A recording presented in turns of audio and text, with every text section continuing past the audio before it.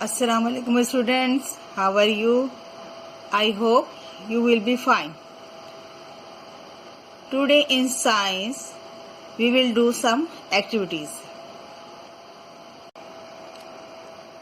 There are some activities on page number 147. इससे पहले कि मैं आप लोगों को एक्टिविटीज कराऊं, पहले हम जो है लाइट के बारे में जानना चाहेंगे।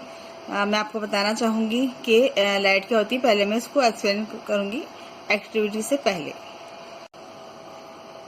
जैसा कि आप सब जानते हैं कि लाइट जो है is a form of energy, और लाइट हमेशा जो है ट्रेवल करती है स्ट्रेट लाइन में।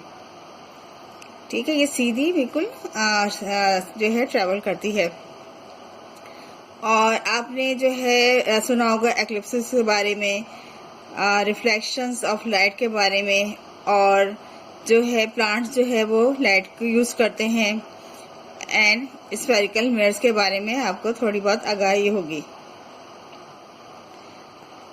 तो हम जो है एक्टिविटी से पहले मैं थोड़ा सा आपको ब्रीफ करूंगी लाइट के बारे में, कि जो है ये जो ट्रैवल करती है लाइट, ज़ाहिर लाइट ट्रैवल करती है। बाज़ दफ़ा ऐसा होता है कि इसका जो है रास्ता जो है वो चेंज होता है, एक मीडियम से कभी ये जो है वो दूसरे मीडियम में एंटर होती है।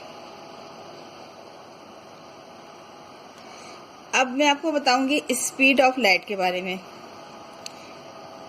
लाइट की जो स्पीड है, आपको जैसे कि मैंने बताया कि लाइट जो है हमेशा एक जगह से दूसरी जगह जो है हमेशा स्ट्रेट लाइन में ट्रैवल करती है और बहुत तेज़ी से ट्रैवल करती है। ठीक है, जिस तरह से हम जो है जैसे ही बटन जो है ऑन करते हैं, फौरन जो है लाइट जल जाती है। तो लाइट जो है बहुत ज़्यादा हाई स्पीड में ट्रैवल करती है। तो साइंटिस्ट ने मालूम किया था कि जो स्पीड ऑफ लाइट है वैक्यूम में जो है वो 3 लाख किलोमीटर पर सेकंड है।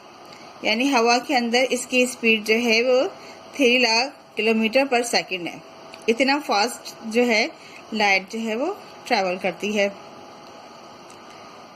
और ये जो एयर में जो है वो किसी भी मीडियम में सबसे ज़्यादा फास्ट है जो ट्रैवल करती है। यानी जो मुख्तलिफ मीडियम्स मैं आपको आगे बताऊंगी, तो उसमें सबसे ज़्यादा जो फास्ट है वो एयर में ट्रैवल करती है।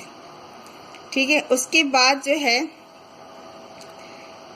इसके अंदर गिलास है, शीशे के अंदर जो है इसकी स्पीड जो है वो कम हो जाती है और घट जाती है, और घटने के बाद जो इसकी जो स्पीड है वो हो जाती है 2 लाख किलोमीटर पर सेकंड। ठीक है, यानी 1 लाख की जो स्पीड है इसकी वो कम हो गई गिलास के अंदर। और उसके बाद एक तीसरा जो मीडियम है वो है वाटर। ठीक है, वाटर में जो है जो इसकी स्पीड है लाइट की वो होती है 2,25,000 किलोमीटर पर सेकंड। ये किसमें है? पानी के अंदर। ठीक है, अब हमें ये सोचना होगा कि जो लाइट है इसकी हर मीडियम में जाके जो स्पीड है वो क्यों चेंज हो रही है। हम इसकी वजह मालूम करना चाहेंगे कि इसकी वजह क्या है कि ये हर इसमें इसका जो है स्पीड मुख्तलिफ आ रही है। अब जैसा कि मैंने आपको बताया कि स्पीड जो है वाटर में जो है वो हवा के से कम है स्पीड से।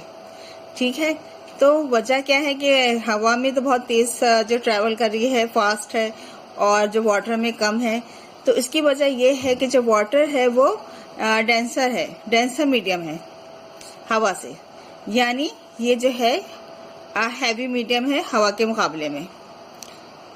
और जो है और जो एयर है वो जो है वो मीडियम हल्का है। इसी तरह जो स्पीड है इसके अंदर गिलास के अंदर, गिलास में इसकी स्पीड और कम हो जाती है वाटर के मुकाबले में। तो इसकी वजह क्या है कि जो है गिलास जो है वो एक डेंसर मीडियम है। ठीक है, और जो है वाटर जो है एक ऑप्टिकली रेयर मीडियम है, यानी हल्का मीडियम है। ये आपको डिफरेंस समझ में आ गया। अब क्या है ऑप्टिकल डेंसिटी। ठीक है। अब ऑप्टिकल डेंसिटी क्या है? Optical density is the property of the transparent material. It is measure of the speed of light through the material. Optical जो है वो एक ट्रांसपेरेंट मटेरियल होता है और उसमें जो है इस मटेरियल में स्पीड जो है लाइट की वो मेजर की जाती है।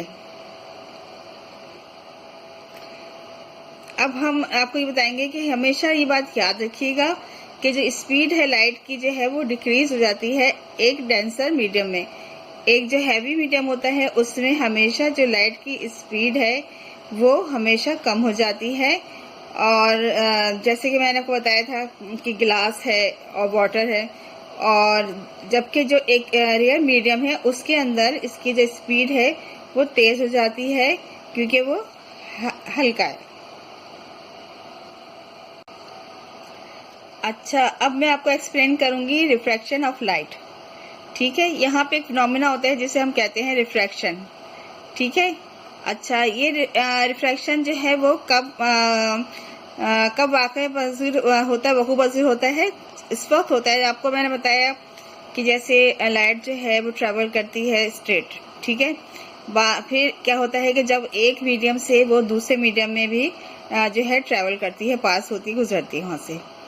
तो क्या होता है कि जब वो एक मीडियम से दूसरे मीडियम में ट्रेवल करती है तो क्या होता है कि उसका जो रास्ता है वो चेंज हो जाता है। ठीक है। तो हमें ये समझना चाहिए कि जो चेंज आता है उसकी डायरेक्शन में उसको हम कहते हैं रिफ्रैक्शन ऑफ लाइट। ठीक है। अब हम लोग आते हैं एक्टिविटी की तरफ। मैं आपको कुछ एक्टिविटी बताऊंगी, फिर आपको समझ में आसानी से चीज आ जाएगी। अब हम एक जो है एक्टिविटी कर रहे हैं। इस एक्टिविटी में एक हम एम्प्टी कप या बीकर लेंगे। ठीक है। और उस एम्प्टी कप या बीकर में हम एक जो कॉइन है वो उसके अंदर डाल देंगे। ठीक है। अब हम देखेंगे इसके किनारों से कि हम जब उसके साइड से देखेंगे तो हमें जो है वो कॉइन्स जो है वो विजिबल नजर नहीं आएगा। यानी जब हमने उसमें कॉइन तो डाल दिया है एम्प्टी कप और बीकर में, लेकिन जब हम देखेंगे तो वो हमें नजर नहीं आएगा। अब हम क्या करेंगे कि हम उसके अंदर जो है वो पानी डालेंगे।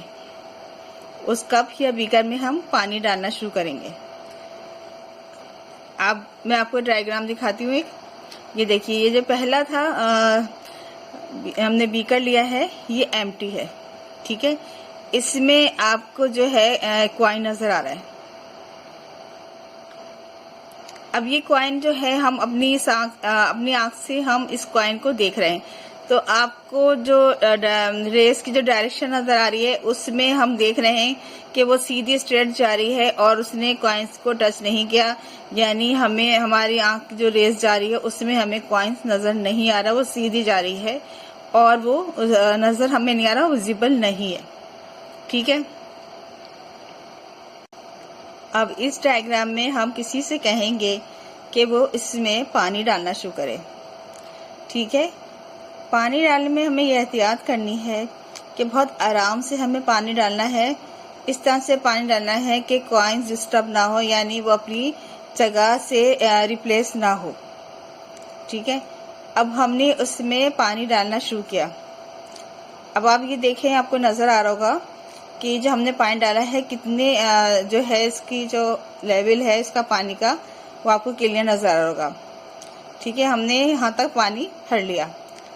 अब हम जब उधर जहाँ से हम देख रहे थे इसकी एजिस के पास से, किनारे के पास से, तो अब हम जब दोबारा देखेंगे मतलब पानी डालने के बाद, तो हमें अब जो कॉइन है वो विजिबल है और हमें कॉइन अब नजर आ रहा है। ठीक है। पहले में जो एम्प्टी था बीकर उसमें हमें कुछ नजर नहीं आ रहा था, लेकिन अब जो है हमें कॉइन जो है क्लियरली नजर आ रहा है। एक ये एक्टिविटी हुई है। अब हमें जो कॉइन्स नजर आ रहा है इसकी क्या वजह है कि रेज ऑफ जो लाइट है फ्रॉम द ऑब्जेक्ट वो ऑब्जेक्ट से हमारी आंख तक पहुंच रही है। ठीक है। इससे पहले क्या था कि वो विजिबल नहीं था, क्योंकि जो रेस थी वो स्ट्रेट थी और वो हमारी आँख तक नहीं पहुंची। लेकिन अब उस ऑब्जेक्ट से जो लाइट ऑफ रेस है वो हमारी आँखों तक पहुंच रही है जैसे ही हमने उसमें पानी डाला। जब रेस जो है वो वाटर से निकल के एयर में दाखिल होती है तो वो रेस जो है वो अपनी डायरेक्शन चेंज करती है। जो कॉइन है वो उसकी जो पहली पोजीशन आर है वो वहीं पे मौजूद है, लेकिन अब वो हमें जो सेकंड पोजीशन है के उस पे नजर आ रहा है और इस तरह से वो हमें ऊपर नजर आ रहा है, लेकिन वो अपनी पोजीशन पर है। और जो रेज है वो हमारी जो है वो वाटर लेवल से निकलकर एयर में एंटर हुई, इस तरह की डायरेक्शन चेंज हुई और जो कॉइन है अब हमारे लिए विजिबल है और हम उसे आराम से देख सकते हैं। ये क्यों हुआ? Because of the change of direction of light. अब देखिए यहाँ पे एक और एक्टिविटी है, ठीक है। उसमें हमने जो है बीकर लिया है और एक एम्प्टी बीकर लिया है और हमने उसके अंदर जो है एक पेंसिल को डाल दिया है। अब हम क्या करेंगे कि हम उसके अंदर पानी ऐड करेंगे और हमें कितना पानी ऐड करना है? हाफ फुल, यानी से हमें आधा भरना है, ठीक है। उसके बाद अब हम जो देखेंगे पेंसिल में क्या अब इसके अंदर अब क्या मतलब चेंज आया है इसके अंदर, तो हमें ये दिखेगा कि जो पेंसिल है वो हमें जो है वो बेंड नजर आएगी, ठीक है। तो इसकी वजह क्या है? कि इसकी वजह यही है कि जब रेस जो है वो वाटर से निकल के एयर में एंटर होती है तो इसकी डायरेक्शन चेंज हो जाती है। अगरचे पेंसिल जो है वो वैसे ही पोजीशन में होती है, लेकिन वो हमें बेंड ट्रिकल में नजर आती है। अब ये जो हमने दो एक्टिविटी करी है, इससे हमने क्या पता चला कि जो लाइट है वो हमेशा जो है स्ट्रेट लाइन में ट्रेवल करती है और जब वो एक पर्टिकुलर मीडियम एंटर होती है तो वहाँ वो बेंड हो जाती है, जाके मुड़ जाती है और वो अपना रास्ता जो है वो छोड़ देती है और दूसरे जो है मीडियम में वो दाखिल होती है। और जब ज़ाहिर है एक मीडियम से दूसरे मीडियम में दाखिल होती है तो हर मीडियम की जो है वो डेंसिटी भी मुख्तलिफ होती है, ठीक है। द चेंज इन डायरेक्शन जो है इसकी डायरेक्शन में चेंज आता है या वो मुड़ती है, बेंड होती है, bending of the light when it passes from one transparent medium to another called refraction of light. यानी जब वो एक मीडियम से दूसरे मीडियम में एंटर होती है, दाखिल होती है, तो वो बेंड होती है या अपनी डायरेक्शन चेंज करती है। तो जो ये फिनोमेना है हम इसको कहते हैं रिफ्रैक्शन ऑफ लाइट। और मैं मतलब मुझे उम्मीद है कि आपको ये बात समझ में आ गई होगी कि जब लाइट जो है वो अपनी डायरेक्शन चेंज करती है तो क्या फिनोमेना होता है, किस तरह से चीज़ें जो हैं चेंज नज़र आती हैं हमें। जो स्पीड है लाइट की, जैसे मैंने आपको बताया कि डिफरेंट सब्सटेंस में वो वेरीज करती है, चेंज होती रहती है और क्योंकि डिपेंड करता है सब्सटेंसेस पे और डिफरेंट सब्सटेंस जो हैं वो रखते हैं एबिलिटीज टू बेंड और रिफ्रैक्ट लाइट। तो हर जो है सब्सटेंस है उसकी डिफरेंट होती है बेंडिंग जो है एबिलिटी, और ये जो बेंडिंग एबिलिटी है ऑफ मटेरियल की is called its index of refraction या रिफ्रैक्टिव इंडेक्स। रिफ्रैक्टिव इंडेक्स क्या होता है? रिफ्रैक्टिव इंडेक्स जो है रेशियो है of speed of light in the vacuum to that in the medium. यानी जो हवा में जो उसकी स्पीड है, जो हवा में जो है लाइट की स्पीड है और उसके बाद जो जिस मीडियम में वो एंटर होती है उसमें जो स्पीड है, ठीक है। अब हम आपको कुछ चीज़ों का बताएंगे कि सब्सटेंसेस हैं यहाँ पे कुछ कि कौन से सब्सटेंसेस की रिफ्रैक्टिव इंडेक्स क्या होता है। जैसे वाटर का जो है 1.33 है और गिलास का यानी जब एंटर होती है लाइट जो है एयर से उस सब्सटेंस के अंदर जैसे एयर के बाद अब उस ग्लास में एंटर होती है तो जो उसका रिफ्रैक्टिव इंडेक्स है वो 1.5 से लेकर 1.9 होता है। इसी तरह एक है सब्सटेंस है ग्लिसरीन, आप लोग ने भी हमारे यहाँ भी अक्सर इस्तेमाल होती है, घरों में भी ग्लिसरीन का इस्तेमाल किया जाता है। उसका जो है रिफ्रैक्टिव इंडेक्स जो है वो है 1.47। इसी तरह आइस, बर्फ, इसका जो रिफ्रैक्टिव इंडेक्स है आइस का वो है 1.31।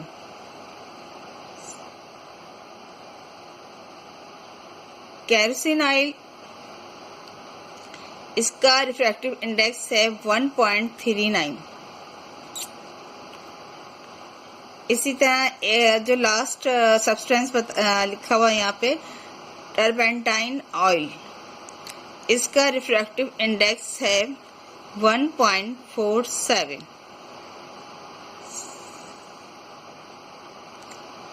Among the most refracting substances are water, alcohol, ether and diamond.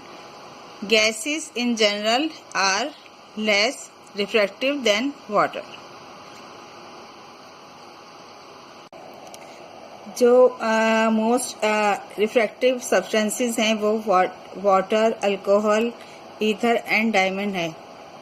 Gases में जो है वो जो ये रिफ्रैक्टिव इंडेक्स जो है कम होता है पानी के मुकाबले में।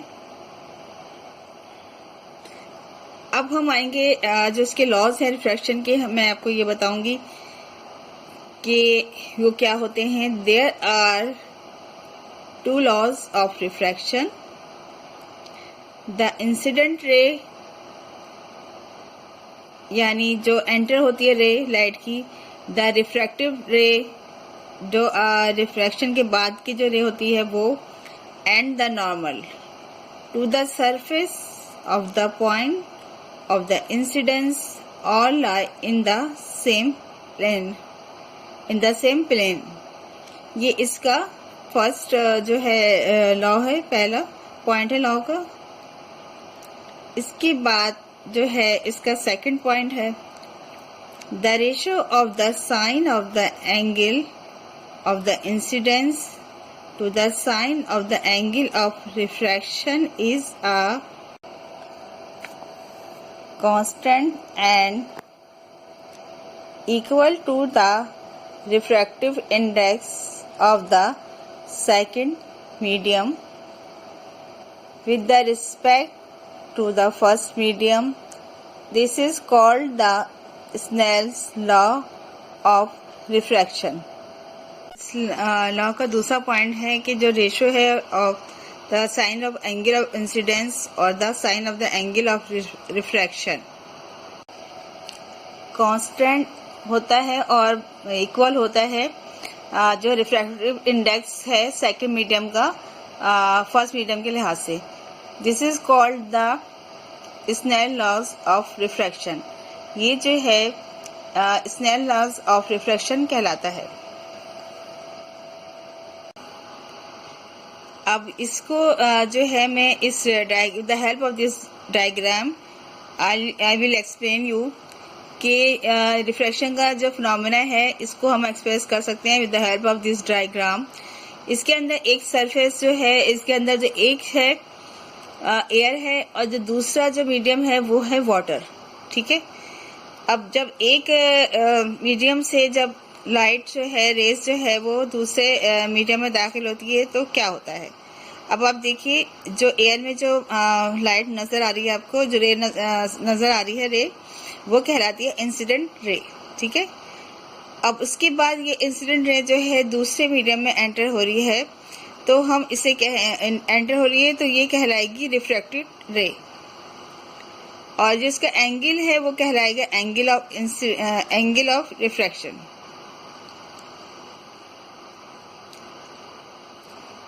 अच्छा, एंगल ऑफ जो रिफ्रैक्शन है जो वो जो है नॉर्मल से जो है वो थोड़ा क्लोज है इस डायग्राम में।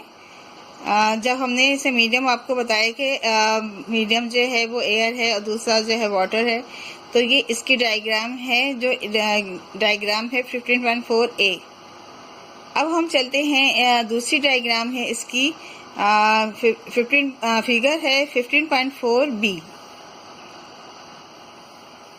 अब ये देखिए आप, इसमें जो है इसमें जो डायरेक्शन है रे की वो चेंज है। अब जो रे है वो वाटर से निकल के जो है एयर में दाखिल हो रही है, ठीक है। तो इसमें अब ये देखिएगा, जो अब इंसिडेंट रे जो है वो वाटर के अंदर मौजूद है और जो एयर में जा रही है वो रिफ्लेक्टिव होके जा रही है। और इस तरह जब ये होता है तो जो एंगल जो रिफ्लेक्टिव रे है वो नॉर्मल से अवे है, यानी दूर है।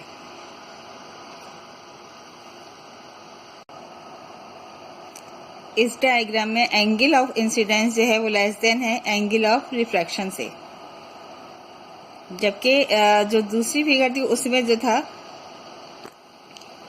एंगल ऑफ जो है इंसिडेंस जो है वो ग्रेटर देन है एंगल ऑफ रिफ्लेक्शन से। ये थी हमारी आज की एक्टिविटी। मैं उम्मीद करती हूँ कि आपको समझ आई होगी और आपने एंजॉय भी किया होगा। और अब मैं आप से खुदाफिज कहती हूँ। अल्लाह हाफिज़। Thank you so much.